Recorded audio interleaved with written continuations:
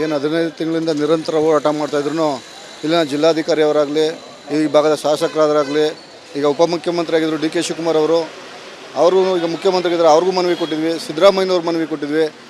ಏನು ಈ ಭಾಗದ ರೈತರುಗಳನ್ನ ನೋವನ್ನ ಒಂದು ಕವಡೆ ಕಾಸಿನ ಕಿಮ್ಮತ್ತಿಗೂ ಕೂಡ ಕೇಳಿಲ್ಲ. ಇನ್ನು ಮುಂದಕ್ಕೆ ನಾವು ಈ ಥರ ಹೋರಾಟ ಮಾಡಲ್ಲ, ದೊಡ್ಡ ಮಟ್ಟ ಉಗ್ರವಾದ ಹೋರಾಟ ಮಾಡ್ತೀವಿ. ಈಗ ಶನಿವಾರ KRS ಪಕ್ಷದ ರವಿಕೃಷ್ಣ ರೆಡ್ಡಿ ಅವರು 1,500 ಜನ ರೈತರು ಹೋರಾಟಗಾರರನ್ನು ಕರ್ಕೊಬಂದು ನಮ್ಮ ಭಾಗದಲ್ಲಿ ಚಳವಳಿ ಮಾಡ್ತೀವಿ ಅಂತ ಹೇಳಿದ್ದಾರೆ. ಸೋಮವಾರ ಮಾನ್ಯ ಯತ್ನಾಳ್ ಸಾಹೇಬರು ಬಂದು ನಮ್ಮ ಪರಿಸರನೆಲ್ಲ ನೋಡಿಬಿಟ್ಟು ಅವ್ರ PA ಬಂದು ನೋಡ್ಕೋಗಿದ್ದಾರೆ. ಅವರು ಬಂದು ನಮ್ಮ ಹೋರಾಟಕ್ಕೆ ಬೆಂಬಲ ಕೊಡ್ತೀವಿ ಅಂತ ಅವರು ಸೋಮವಾರ ಬರ್ತಿದ್ದಾರೆ. ಯಡಿಯೂರಪ್ಪನವರು ಆಗಮಿಸೋಕ್ಕೆ ಡೇಟ್ ಕೇಳಿದ್ದಾರೆ. ನಾವು ಹೆಚ್ಚಿಗೆ ಫಂಕ್ಷನ್ ಮಾಡ್ತಿರೋದ್ರಿಂದ ಸ್ವಲ್ಪ ನಾವೇ ಟೈಮ್ ಹೇಳಿದ್ದೀವಿ. ದೇವೇಗೌಡರನ್ನು ಬರುವಂಥ ಮೂಲಕ ಇರ್ತದೆ. ಇದೇ ರೀತಿ ಮುಂದುವರೆದ್ರೆ ವಿಧಾನಸೌಧ ಚಲೋ ಮಾಡಿ ವಿಧಾನಸೌಧಕ್ಕೆ ಮುತ್ತಿಗೆ ಸಾವಿರಾರು ಸಂಖ್ಯೆಯಲ್ಲಿ ರೈತರುಗಳು ಮುತ್ತಿಗೆ ಹಾಕಿ ಮಾನ್ಯ ಡಿ ಕೆ ಶಿವಕುಮಾರ್ ಅವ್ರಿಗೆ ಇದೊಂದು ಎಚ್ಚರಿಕೆ ಗಂಟೆ ಅಂತ ಹೇಳ್ತಿದ್ದೀವಿ.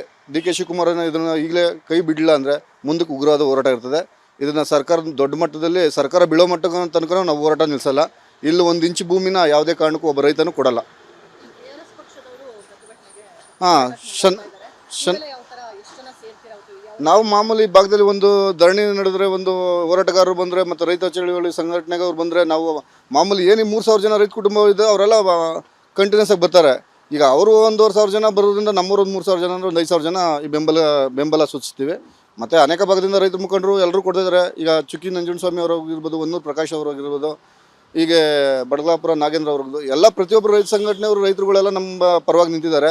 ಇನ್ನು ಮುಂದಕ್ಕೆ ಈ ಹೋರಾಟ ನಿಲ್ಲಿಗೆ ಕೈಬಿಟ್ಟು ಈ ಝೋನ್ ಲಿಫ್ಟ್ ಮಾಡಿ ರೈತರಿಗೆ ಒಳ್ಳೇದು ಮಾಡಲಿಲ್ಲ ಅಂದರೆ ದೊಡ್ಡ ಮಟ್ಟದ ಹೋರಾಟ ಆಗುತ್ತೆ. ಇಡೀ ಕರ್ನಾಟಕ ಕ್ರಾಂತಿ ಆಗೋದಂತೂ ಗ್ಯಾರಂಟಿ. ಹೌದೌದೌದು.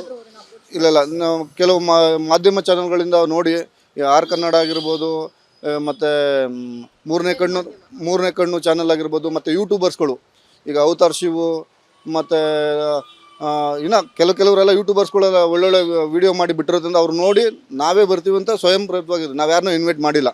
ಯತ್ನಾಳ್ ಸಾಹೇಬರು ನಾವು ಇಲ್ಲಿಂದ ಅಲ್ಲೋಗಿ ಇನ್ವೈಟ್ ಮಾಡೋಕ್ಕಾಗಲ್ಲ, ಅವರೇ ಬರ್ತೀವಿ ಅಂತ ಹೇಳಿದ್ದಾರೆ. ಯಡಿಯೂರಪ್ಪನವರು ಅವ್ರು PN ಕಳಿಸಿದ್ರು, ನಾವು ಬರ್ತೀವಿ ಅಂತ ಹೇಳಿದ್ದಾರೆ. ಇನ್ನು ಮುಂದಿನ ದಿನಗಳಲ್ಲಿ ರಾಜ್ಯ ಮಟ್ಟದ ನಾಯಕರೆಲ್ಲ ಬಂದು ಇಲ್ಲಿ ಠಿಕಾಣಿ ಬಿಡುವಂಥ ಕೆಲಸ ಮಾಡ್ತಾರೆ. ನಮ್ಮ ಪರವಾಗಿ ಹೋರಾಟ ಮಾಡಲಿಕ್ಕೆ ಬೆಂಬಲವನ್ನು ಸೂಚಿಸಿದ್ದಾರೆ. ರಾಧಾಕೃಷ್ಣ ಹೊಸೂರು. ಕೃಷಿ ಮಾಡ್ತೀವಿ ಸ್ವಾಮಿ, ಅವ್ರಿಗೆ ಕೈ ಮುಗಿದು ಕೇಳ್ಕೊತೀವಿ. ನಾವು ಕೈಲಾಗಲ್ಲ. ಇವಾಗ ನನ್ನ ಮಗ 6 ಜನನ ಸಾಕಬೇಕು, ಒಬ್ಬ ಇರೋದು 30 ಕುಂಟೆ. ಆಮೇಲೆ ನಮ್ಮ ಅತ್ತೆ ನಮ್ಮ ಅವ್ರ ತಾತ ಅಜ್ಜಿನೂ ಇಲ್ಲೇ ಹಾಕವ್ರೆ ನೋಡ್ರಿ, ದೇವಸ್ಥಾನ ನೋಡ್ರಿ ಅಲ್ಲೇ ಇದೆ, ದೇವ್ರ ಪೂಜೆನೂ ಮಾಡ್ಕೋತೀವಿ. ಇಷ್ಟೆಲ್ಲ ವ್ಯವಸಾಯ ಮಾಡಿಕೊಂಡು ಏನು ನಾವು ಆಚೆ ಕಡೆ ಹೋಗಲ್ಲ. ಈರುಳ್ಳಿ ಬೆಳ್ಳುಳ್ಳಿ ತವಳಿಂದನೂ ಬೆಳ್ಕೊತೀವ್ರಿ, ತರಕಾರಿ ತವಳಿಂದ ಎಲ್ಲ ಬೆಳ್ಕೊಂಡು ನಾವೇನೋ ಜೀವನ ಮಾಡ್ಕೊಂಡೈತೀವಿ. ಇದನ್ನ ಕಿತ್ಕೊಬಿಟ್ರೆ ಮುಂದೆ ಏನು ಮಾಡೋದು ಬೇಕು ಹೇಳ್ರಿ.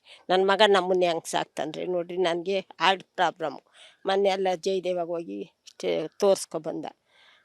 ನಮ್ಮ ಯಜಮಾನ್ರಿಗೆ ಸಾಯ್ದುಬಿಟ್ಟು ಕತ್ತು ಮುರಿದೋಗ್ಬಿಟ್ಟದ್ರಿ. ಕತ್ತು ಪಟ್ಟಿ ತೆಗ್ದಾಕವ್ರು ಇವಾಗ ಅಷ್ಟೇ. ಕತ್ತಿಗೆ ಪಟ್ಟಿ ಹಾಕೊಂಡು ಅವ್ರು ಓಡಾಡ್ತಾರೆ ನೋಡ್ರಿ. ಈ ಮಕ್ಳುಗಳು ಇನ್ನೂ ಹೆಂಗೆ ಓದಿಸ್ತಾರೆ ಅದನ್ನ ಇವ್ರು ಕಿತ್ಕೊಬಿಟ್ರಿ ಅಲ್ಲೂರ.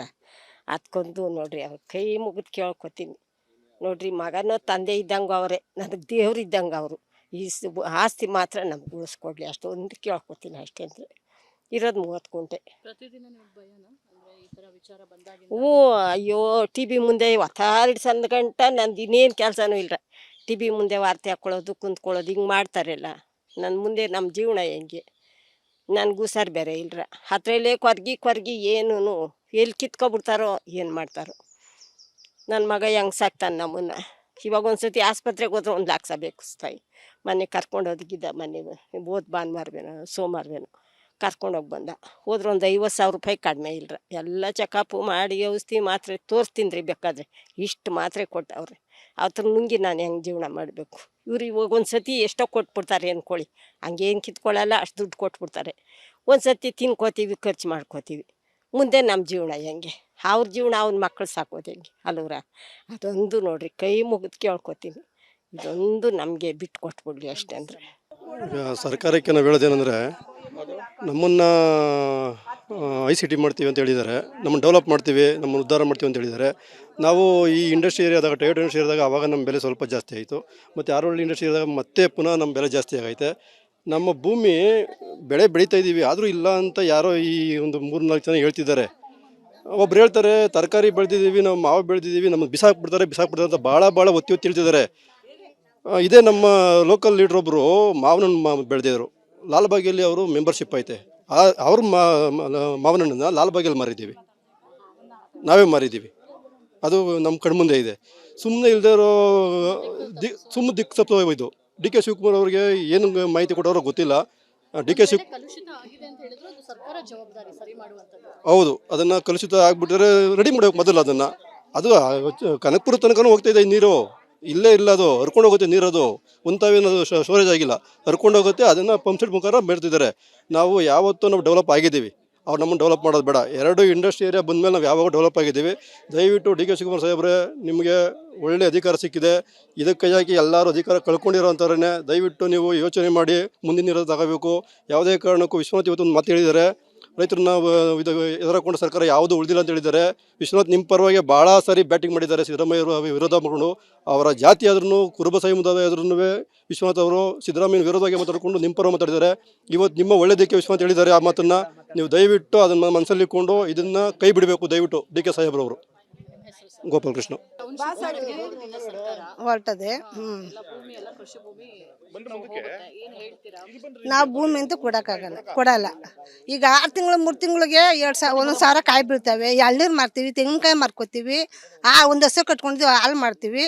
ಅದೆಲ್ಲ ಬಿಟ್ಬಿಟ್ಟು ನಾವೆಲ್ಲಿ ಹೋಗೋಣ ಮೇಡಮ್ ಅವರೇ? ಅದರಲ್ಲಿ ನಮ್ಮ ಜೀವನ ಇಲ್ಲ. ನಾವು ಬೆಳಗ್ಗೆ ಇದ್ರೆ ನಮ್ಮದು ಅಲ್ಲ, ಇನ್ನೇನು ನಮಗಿಲ್ಲ. ಅವ್ರು ಎಷ್ಟು ಕೋಟಿ ಕೊಟ್ಟರು ನಮ್ಮ ಭೂಮಿ ಕೊಡಲ್ಲ. ಅಷ್ಟೇ ನಿರ್ಧಾರ ನಮ್ಮದು. ಈಗ ಜೀವ ಕೊಟ್ಬಿಟ್ಟೆವು, ಜೀವ ಅಲ್ಲೇ ಊತು ಬಿಡಲಿ ಅವರು. ನಾವಂತೂ ಭೂಮಿ ಬಿಡೋಕೆ ತಯಾರಿಲ್ಲ. ದೇವರಲ್ಲಿ ನಾವು ನೆಮ್ಕೊಂಡಿದ್ದೀವಿ ನೋಡಿ. ಇಲ್ಲೇ ದೇವಸ್ಥಾನ ತಾವು ನಮ್ಮ ಮನೆ, ನಾವು ಆ ಸ್ವಾಮಿನೇ ನೆಮ್ಕೊಂಡಿದ್ದೀವಿ. ಆ ಸ್ವಾಮಿ ಏನು ಮಾಡ್ತಾನೋ ಮಾಡಿಬಿಡ್ಲಿ ಅಷ್ಟೇ. ಭಗವಂತ ಜನಗಳಂತ ನೆಮ್ಮಲಿಲ್ಲ, ಭಗವಂತನ ನೆಮ್ಕೊಂಡಿದ್ದೀವಿ ಅಷ್ಟೇ. ನಮ್ಗೆ ಅದೇ ಕೈಯಲ್ಲಿ ತೆಗಿತಾ ಇದ್ದೀವಿ. ನಾವು 2 ಹೊತ್ತು ಅದೇ ಜೀವನ ಮಾಡ್ತಾಯಿದ್ದೀವಿ.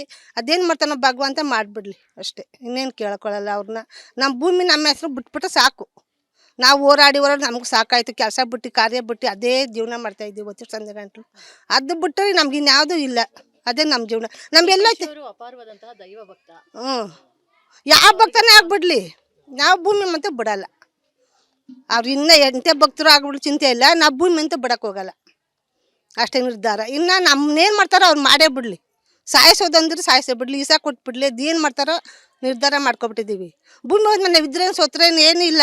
ಇದ್ದರೆ ಭೂಮಿ ಇದ್ದರೆ ನಾವು ಇರಬೇಕಾದ್ರೆ, ಇದು ಭೂಮಿ ಇಲ್ಲ ಅಂದರೆ ನಾವು ಸೊತ್ತಂಗೇನೆ. ಅದೇ ನಮ್ಮ ನಿರ್ಧಾರ. ನಾವು ಗಿರ್ಜಮ್ಮ.